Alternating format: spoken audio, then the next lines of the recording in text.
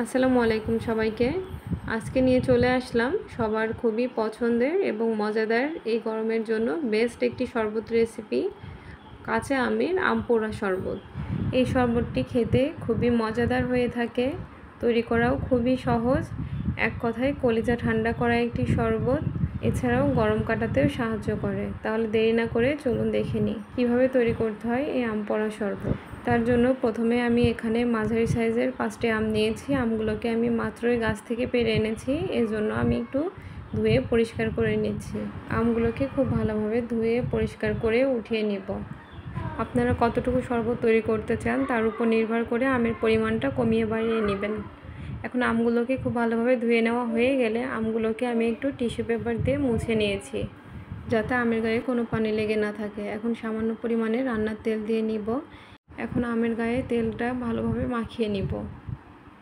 সবগুলো আমি হালকা করে এই তেলটাকে মাখিয়ে নিব।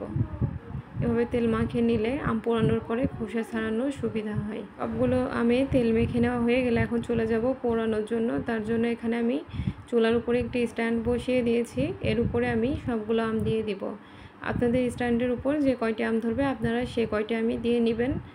এখানে যেহেতু আমার স্ট্যান্ডটিও বড় এবং আমগুলো মাঝারি সাইজের, সবগুলো একসাথে ধরে গিয়েছে, এজন্য আমি সবগুলো দিয়ে নিয়েছি। এখন মিডিয়াম হিটে আমগুলোকে পুড়িয়ে নিব। অবশ্যই চুলার জালটা মিডিয়াম হিটেই রাখতে হবে, না হলে আমগুলোর উপরে খোসাটা পুড়ে যাবে, ভেতরে কাঁচা থেকে যাবে। কিছুক্ষণ জাল করার পরে যখন আমের একটি সাইড খুব ভালোভাবে পুড়ে বা সিদ্ধ হয়ে যাবে, তখন অপর সাইডে উল্টে দিতে হবে। এই কাজটা অবশ্যই খুব সাবধানের সাথে করতে হবে। চাইলে এই পর্যায়ে চুলাটা বন্ধ করে দিয়েও করে নিতে পারেন। এখন অপেক্ষা করব অপর সাইডটাও ভালোভাবে পুড়ে আসার পর্যন্ত। আমের উভয় পাশে যখন খুব ভালোভাবে সিদ্ধ হয়ে যাবে এবং আমের খোসাটিও হালকা পুড়ে যাবে, সে পর্যায়ে চুলা থেকে আমগুলো নামিয়ে পানির মধ্যে দিয়ে নিতে হবে। চুলা থেকে আমি সবগুলো নিয়ে পানির মধ্যে দিয়ে নিব। পানির মধ্যে রেখে আমগুলোকে হালকা ঠান্ডা করে নিব। আমগুলো যখন হালকা ঠান্ডা হয়ে যাবে, অর্থাৎ হাত দিয়ে ধরা যাবে এমন অবস্থা চলে আসবে, সে পর্যায়ে আমগুলোকে উঠিয়ে নিতে হবে। এখন আমি সবগুলো পানি থেকে উঠিয়ে নিচ্ছি।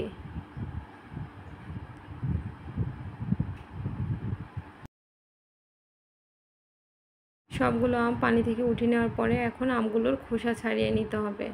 এই খোসা ছাড়ানোর কাজটি খুবই সহজ, জাস্ট একটু আলতোভাবে টান দিলেই খোসাটা খুব সহজেই ছাড়িয়ে আসে। সবগুলো আমের খোসা ছাড়িয়ে নেওয়া হয়ে গেলে এখন আমগুলো থেকে আমের শাঁসগুলোকে আলাদা করে নিতে হবে এবং মাঝখানের যে আঁটিটি থাকে সেটি ফেলে দিতে হবে। সবগুলো আম থেকে আমি একইভাবে আমের শাঁসগুলো বের করে নিব এবং আমের আঁটিটি ফেলে দিব। সবগুলো আম থেকে যখন শাঁসগুলো বের করে নেওয়া হয়ে যাবে, এখন হাত দিয়ে হালকা একটু ম্যাশ করে নিব। আপনারা চাইলে এই পর্যায়ে একটু ব্লেন্ড করেও নিতে পারেন, তবে আমি আলাদাভাবে আর ব্লেন্ড না করে এভাবে হাত দিয়ে একটু চটকে নিয়ে একবারে ব্লেন্ডারে শরবতটি তৈরি করে নিব। তার জন্য একটি ব্লেন্ডার জারে সবগুলো আমের পিউরিটাই দিয়ে নিচ্ছি। এখন এর মধ্যে দিয়ে দিব স্বাদ মতো চিনি। চিনির পরিমাণটা আপনার টেস্ট অনুযায়ী দিয়ে নেবেন, আপনি কতটা মিষ্টি খেতে চান বা আমগুলো কতটা টক। আর দিয়ে দিব স্বাদ মতো লবণ, দিয়ে দিব স্বাদ মতো বিট লবণ, আর দিয়ে নিব ভাজা জিরা গুঁড়া। ভাজা জিরা গুঁড়াটা কোনোভাবেই স্কিপ করা যাবে না। এখন দিয়ে দেব ঠান্ডা পানি। শরবত কতটা ঘন বা কতটা পাতলা খেতে চান তার উপর নির্ভর করে পানিটা দিয়ে নেবেন। এখন এই সবগুলো সহকারে আমি ব্লেন্ড করে আপনাদেরকে পরিবেশন করে দেখাচ্ছি। পরিবেশনের জন্য গ্লাসগুলোতে দিয়ে নিব কিছু বরফ কুচি। এটি অবশ্যই দেওয়ার চেষ্টা করবেন, এতে শরবতের টেস্টটা আরও বেশি ভালো লাগে। আর দিয়ে নিব একটি করে স্লাইস লেবু। এখন ব্লেন্ড করে নেওয়া শরবতটি ঢেলে দিচ্ছি, আপনারা চাইলে সেকেও দিতে পারেন। ব্যাস, দেখতে দেখতে তৈরি হয়ে গেল আমাদের কাঁচা আমের আম পোড়া শরবত। এই শরবতটি খেতে অসাধারণ হয়ে থাকে। যারা এখন পর্যন্ত একবারও ট্রাই করেনি তারা অবশ্যই একবার হলেও ট্রাই করে দেখবেন, ইনশাআল্লাহ খুবই ভালো লাগবে। এবং এই শরবতটি একবার সবাইকে বানিয়ে খাওয়ালে বারবার বানিয়ে দিতে হবে। বিশ্বাস না হলে বাসায় একবার হলেও ট্রাই করে দেখুন। আর বাসায় ট্রাই করলে অবশ্যই আমাকে কমেন্টে জানাতে ভুলবেন না। আমার রেসিপিগুলো যদি ভালো লেগে থাকে আমার চ্যানেল বা পেজটি সাবস্ক্রাইব বা ফলো করে আমার পাশে থাকুন। সবাইকে আল্লাহ হাফেজ।